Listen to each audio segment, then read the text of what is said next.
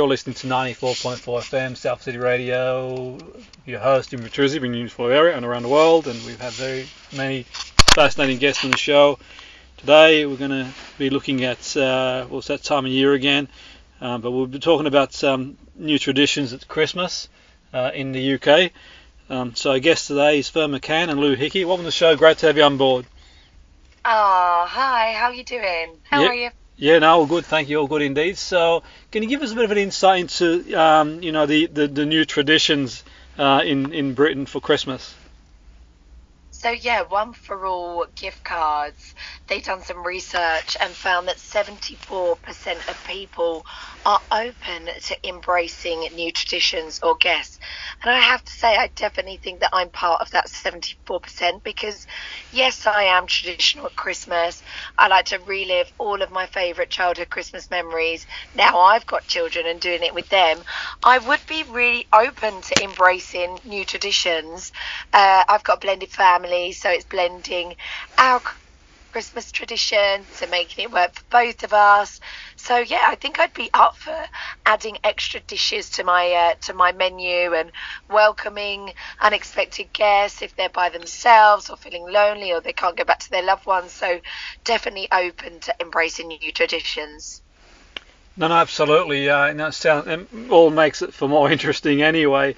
And so what's the sort of in general? So you mentioned 74% from the research. Can you guys maybe tell us a bit more about what the research suggested and sort of anything else, any other insights for our listeners into the research? Yeah, it was really interesting just to kind of hear and find out how Christmases have really evolved over the years. So, Christmas looks so different for so many people, and the recent one for all research also said that 72% of people are now typically spending the day with additional guests outside of their traditional family. The other interesting thing was 50% of people said that an unexpected guest showed up on Christmas Day. So you could imagine kind of the havoc that might cause. But 26% of people said they have changed their plans to accommodate unexpected guests. And 47% thankfully said it didn't actually cause any arguments. So that was all good. So it just shows that we're all very open to embracing and welcoming new people in around the Christmas table. Yeah, that probably depends who the unexpected guest is, to be fair. Well, funny you should say that. 7% of people said that an ex-partner popped up unexpected. Could you imagine?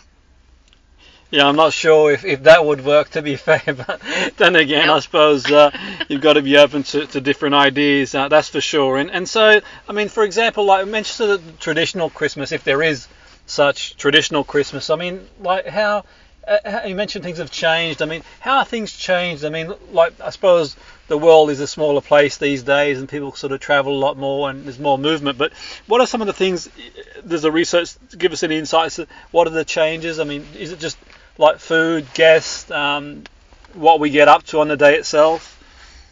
Some of it is embracing new traditions. 22% of people said in the research that they've embraced, doing completely different things like going on a festive bike ride, or for some people it's been a case of attending a religious service for the first time, or for some it's been a case of eating something completely different from the traditional turkey and ham. So 26% of people said that they've eaten something other than turkey and ham as a result of having unexpected guests or having to kind of change plans and evolve them that little bit. So it's really interesting to see it's not just how it's been celebrated, it's some of those little ways in that it's been celebrated too.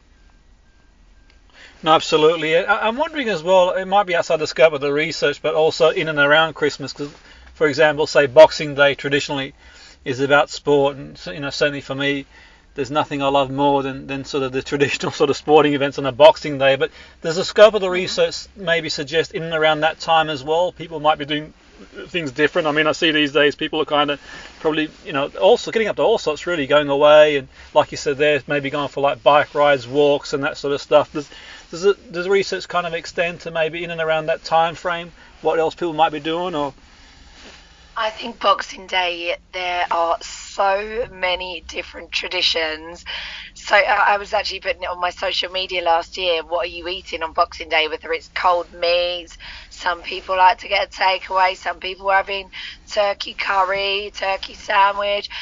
Like you said, my dad would always go for a football game every Boxing Day, his dad, my granddad, would take him for a football game, and I think, what a lovely tradition to do that with your children. For me, it's all about still being cozy, still tucking into all of the food, and I love nothing more than going out on a nice walk. We've got some lovely country parks near where I live, and I've got a cockapoo now, so taking the kids out, getting some fresh air, and getting the steps in after the amount of calories that you've consumed on Christmas Day.